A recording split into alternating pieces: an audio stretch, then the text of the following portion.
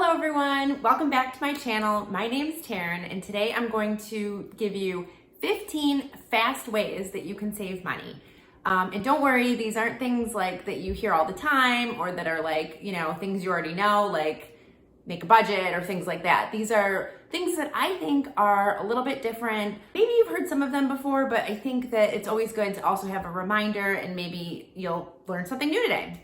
So let's get started. The first tip I have to save money fast is only go grocery shopping once a week. So I don't know about you, but every time I go to the grocery store, I can't seem to get out of there without spending just like at least $50. Even if I run in just for milk, somehow I just end up grabbing other things. So I've found that if I go to the grocery store just once a week and keep it at that, I find that to be the easiest thing to do and the thing that saves me money. The other thing, so that I don't buy a lot of things that I don't need, is I either use an app or I make a list and I make sure to stick to it. And then speaking of that, I also just wanted to say, I think one of the big ways that you can save money at the grocery store and also eat healthy is taking advantage of frozen fruits and frozen vegetables. I do this all the time. I buy organic frozen berries. You can get 3 pounds for like 10 bucks. You could never buy 3 pounds of fruit for $10 if it was fresh. And frozen berries are perfect to like throw into smoothies, or you thaw them and you can eat them that way. And veggies as well. You can toss those in any recipe that you're making and they're just as healthy. In fact, sometimes they're healthier because they're frozen right at the peak of when they're perfectly ripe. So even better than buying underripe foods and fruits and vegetables that don't have as many vitamins.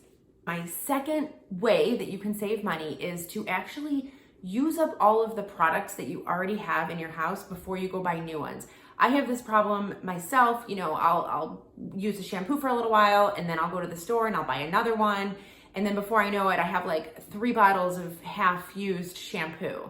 If I would just use up everything that I have in the house, I would end up saving money because I would stop buying new ones before I needed them. And this goes for everything, any kind of product that you have in your house, and it's food as well. If maybe just have like one backup item, but stop buying things that you don't need and try to use up what you do have before you buy replacements. My next one is, okay, this one you have definitely heard, but just don't buy coffee out. I think it is such a waste of money. I only do it if I'm like in a pinch and I need to do it.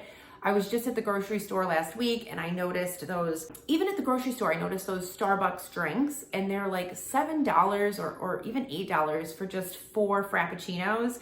And I was talking to my husband, I was like, you could make those for like probably 25 cents. And I really think that it is just, you could save so much money by just making your own coffee at home. And you can do it the way you like it. Get a good coffee maker if you don't have one, and it will pay for itself if you stop buying coffee out. My next tip to save money fast is to take an Amazon break. I know it's convenient. Everybody loves it. It's like super simple. You probably have like a running cart. Take a break and don't buy anything from Amazon. Every time that you feel the urge, maybe put it in your cart and then close the tab. Don't even leave the tab open. Just close the tab and don't go back to it unless you think of it later. Kind of along the same lines, I have this little trick when I want to purchase something. I see it and then I want to purchase it, and then I make myself wait at least 3 days before I let myself buy it. And I have to tell you, half the time, I don't even remember that I wanted to buy it in the first place, which just tells you that you don't need it and you shouldn't be buying it. So try to do like a 72-hour rule where you just don't, you see something you want, but you don't purchase it and you make yourself wait and see if you truly go back to it. And don't leave the tab open on your computer. That is another thing, because then you will remember that you wanted it. Make sure you close the tab right away so that you don't buy it. Okay, another tip, so it's not budgeting, but it's track spending. Track your spending. I can't tell you how many people probably have no idea what they're actually spending. So I use an app called Mint. It's great. You can hook it up to your credit cards, to your bank accounts, perfectly safe. And they sort of categorize all of your spending for you. And you can see in little pie charts or bar graphs, however you want to do it, you can see exactly what you're spending. and it will give you a good idea. And you can say, wow, my shopping is much higher than I expected, or my eating out is a lot more than I thought. It just gives you a good idea, so you have an understanding of what you're spending, and you're a little bit more mindful when you're trying to purchase things and when you want to save money. It's very helpful to be mindful of that. My next one is lower your car costs. I know a lot of people don't live in cities, so it's difficult to bike or walk wherever you want to go. I mean, fortunately for us, we're in Washington, D.C., so we pretty much can take public transportation or bike or walk anywhere we need to go. But my thought with the car, there's a couple things. Gas is expensive right now. Use an app to find the cheapest gas near you. There's an app called Gas Buddy that works really well, and it will show you all of the gas prices in your vicinity. It's easy for you to sort of look up where you want to go and get your gas that way.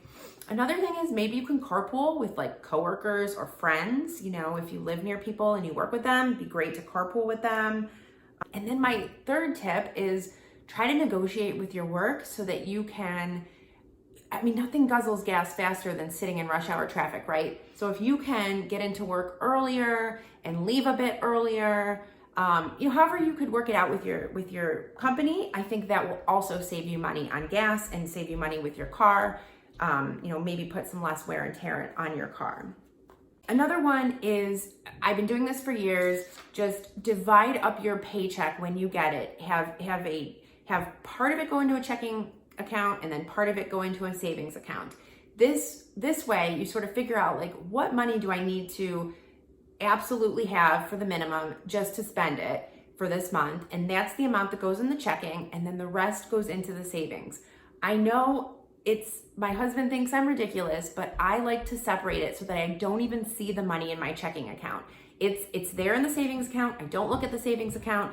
I just sort of live within what's in my checking account, and that's what I spend, and that's what I think about. And just the simple fact of having it in my checking account, it really just helps me sort of keep in that frame of mind, like this is all I have right now to spend. The next one is check your thermostat. So we keep our house a little bit warmer in the summer and a little bit cooler in the winter. I know maybe it doesn't sound like a super appealing idea to you. However, I will say that we end up saving a lot of money on our utility bills. So we keep it at between 76 and 77 in the summer, and then about like 68 in the winter. We do it cooler at night, but it is a great trick and it saves us a lot of money. It does take a little bit of getting used to it, but trust me, you can do it, and we are used to it, and it is completely fine. Another tip, you know this, but shopping around for deals. Go to happy hour, go on vacation when it's maybe not like the best time to go. There's lots of things you can do. The other thing you can do is with online shopping right now, if you know that you want to purchase something, just go ahead and type it into Google, click the little shopping tab, and it will bring all of the options up and show you all of the prices, and you can pick the lowest priced item.